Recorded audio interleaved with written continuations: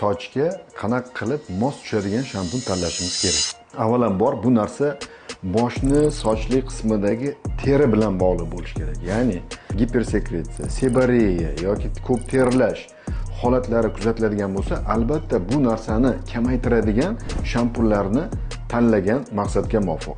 Lekin hozirgi kunda mana quruq sochlar uchun, yog'li sochlar uchun yoki o'rtacha holatdagi sochlar uchun deyilgan shampunlar bor. Bularni tanlash to'g'ri, lekin asosiy bu yerdagi maqsad shampunlarni tarkibiga ahamiyat bergan ma'qul. Albatta, sulfatsiz shampunlarni tanlash bu juda ham to'g'ri fikr. Lekin ba'zida shunaqa shampunlar borki, bular aptekalarda faqat, dorixonalarda sotiladi. Bu turli xil boshqa joylarda sotilmaydi. Shuning uchun bunga ham ahamiyat berish kerak. Shampun tanlashni ham albatta bu shifokorga ko'ringandan keyin, trixologning maslahati bilan tanlagan maqsadga muvofiq.